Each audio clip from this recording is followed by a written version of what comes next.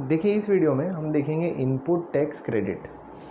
Input tax credit समझिएगा कि input tax credit जैसा कि शब्द है, जैसा कि नाम है, वैसा ही है। इनपुट टैक्स का जब हमको क्रेडिट मिलता है तो उसको हम बोलते हैं इनपुट टैक्स क्रेडिट।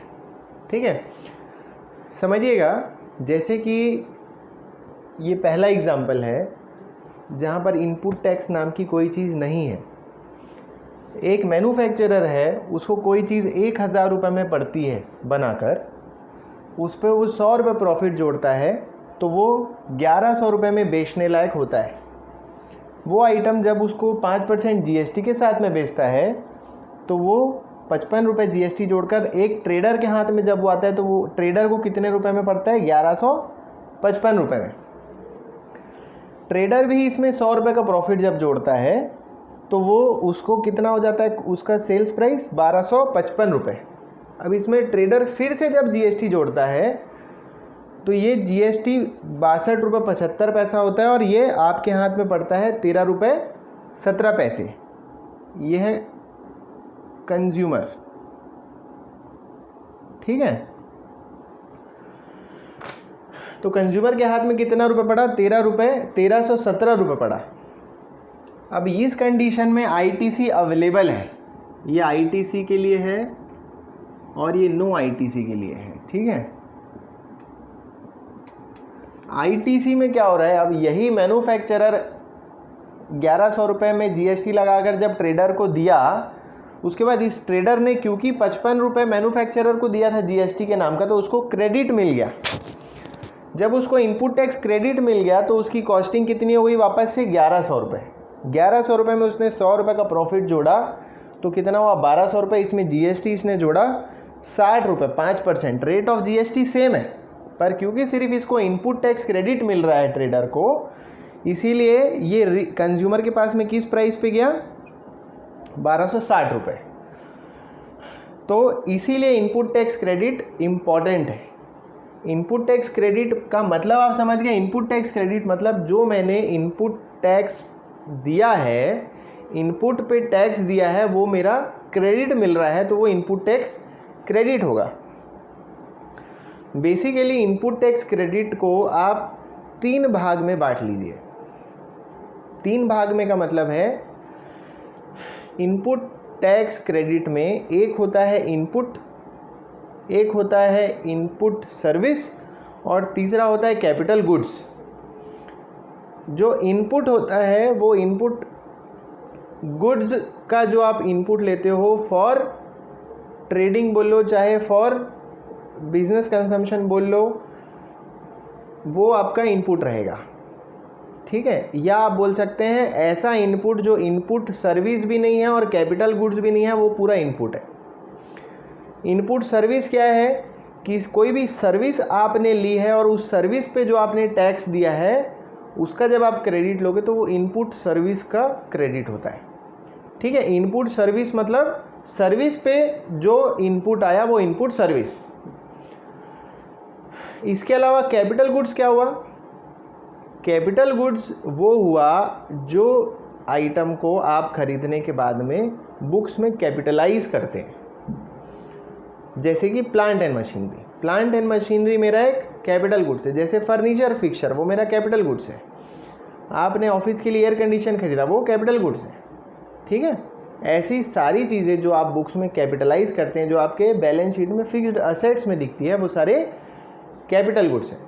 तो ऐसे इनपुट्स जो ना ही इनपुट सर्विस है और ना ही कैपिटल गुड्स हैं, वो सारे की सारे क्या हो गए? आपके इनपुट्स।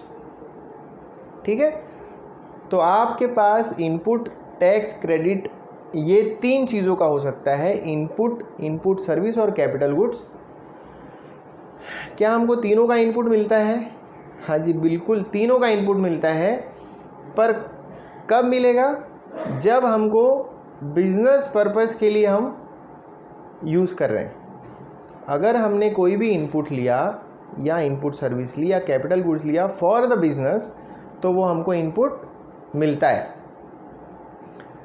अब इसमें आपको सेकंड चीज़ जो ध्यान में रखनी है, पहली चीज़ तो जब मैंने बिज़नेस खोला, अभी रजिस्ट्रेशन लिया है, रजिस्ट्रेशन लेने के बाद में मैंने पहली खरीदी की। पहली खरीदी जब मैं करने गया तो मैंने तीनों चीज़ें खरीदी, इनपुट भी खरीदा, इनपुट सर्विस भी खरीदा, कैपिटल गुड्स भी खरीदा। तीनों पे इनपुट लेना चाह रहा हूँ तो क्या मैं ले सकता हूँ? तो पहली कंडीशन है आपको रजिस्टर्ड डीलर होना चाहिए, तभी आप इनपुट ले सकते हैं। तो हाँ जी, बिल्कुल है। सेकेंड कंडीशन जो है इनपुट लेने की, वो क्या है? मेरे पास इनवॉइस होना चाहिए। तो क्या मैंने तीनों से इनवॉइस लिए हैं? अगर हाँ मैंने तीनों से इनवॉइस लिए हैं, इनपुट सर्विस और कैपिटल गुड्स तीनों से लिए हैं, तो तीनों का इनपुट मिलेगा, या जिसका इनवॉइस मुझे मिला है उसका ही इनपुट मुझे मिलेगा। तीसरा कंडीशन क्या है? तीसरा कंडीशन ये है कि माल की डिलीवरी ले ली हो आपने। अगर आपने माल डिलीवरी नहीं लिया है तो उसका आप इनपुट नहीं ले सकते, भले ही आपने उसको पेमेंट कर दिया हो और आपने इनवॉइस ले लिया होगा। इसके बाद नेक्स्ट कंडीशन क्या है कि उस पर्सन ने, जिसने आपको माल बेचा, उसने जो आपसे टैक्स कलेक्ट किया वो गवर्नमेंट को पे कर दिया हो। अगर उसने गवर्नमेंट को वो पे नहीं किया है तो आप वो इनपुट को नहीं ले सकते। ठीक है। इसके अलावा नेक्स्ट, वो भी रजिस्टर्ड डीलर होना चाहिए। अनरजिस्टर्ड डीलर टैक्स कलेक्ट कर ही नहीं सकता। फिर भी अगर किसी ने धोखाधड़ी से आपसे टैक्स कलेक्ट किया है और वो रजिस्टर्ड डीलर नहीं है या उसका नंबर कैंसिल हो चुका है तो आप इनपुट नहीं ले सकते, या खुद आपका नंबर भी कैंसिल हो चुका है तो आप इनपुट नहीं ले सकते। ठीक है। अब इसके बाद आपको नेक्स्ट क्या देखना है? नेक्स्ट ये देखना है कि मेरी जो आउटपुट सप्लाई है, आउटपुट सप्लाई ऑफ गुड्स हो चाहे आउटपुट सप्लाई ऑफ सर्विस हो, क्या वो टैक्सेबल है या वो एग्जम्प्टेड है। एग्जम्प्टेड का मतलब क्या होता है सर? एग्जम्प्टेड का मतलब ये है कि ऐसी सप्लाई जिस पे आपको सामने वाले से टैक्स कलेक्ट नहीं करना है, जो टैक्स फ्री है, वो एग्जम्प्टेड है। ज़ीरो रेटेड क्या है सर? ज़ीरो रेटेड ऐसी सप्लाई है जो एक्सपोर्ट होती है, एक्सपोर्ट को ही ज़ीरो रेटेड बोलता है। ठीक है। तो अगर आप एग्जम्प्टेड सप्लाई कर रहे हैं तो भले ही सारी कंडीशन फुलफिल हो रही हो, पर जब आपने टैक्स सामने वाले से लिया ही नहीं, जब आपकी लायबिलिटी ही नहीं है टैक्स पटाने की, तो इनपुट किस चीज़ का लेंगे? इनपुट कब लेंगे? जब आपकी लायबिलिटी रहेगी। ठीक है।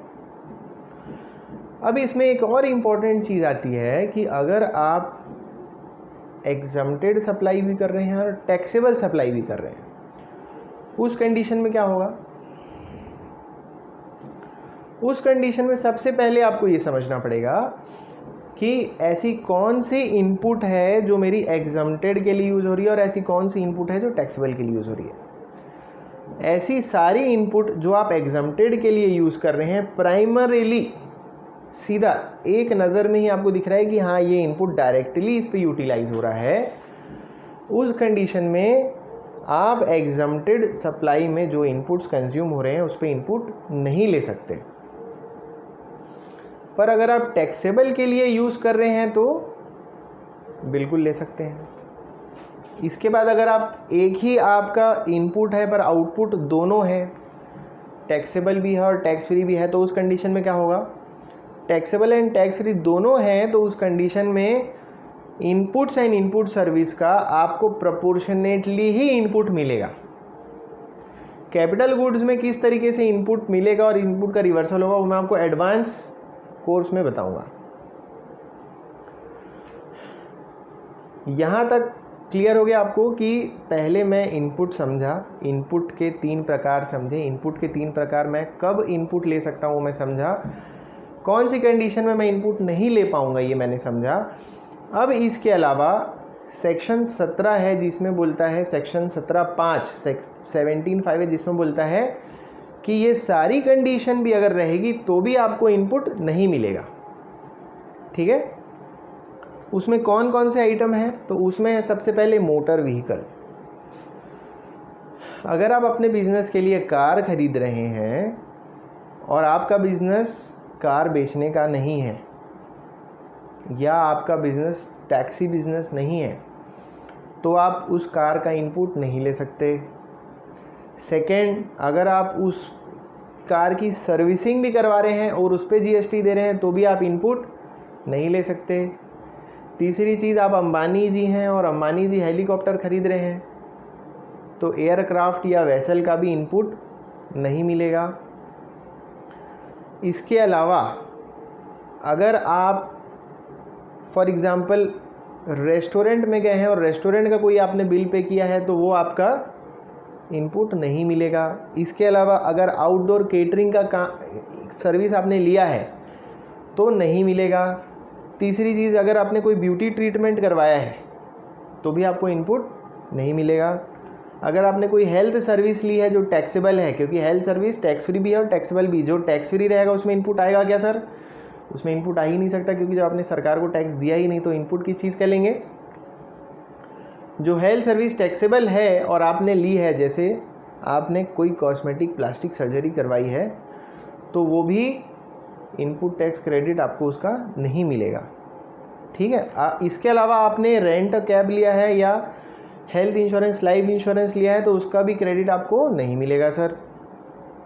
इसके अलावा अगर आपने कोई क्लब की मेंबरशिप ली है या आपने अपने एम्प्लॉय को कोई ट्रैवल बेनिफिट्स दिया है तो उसका भी इनपुट आपको नहीं मिलेगा। ठीक है।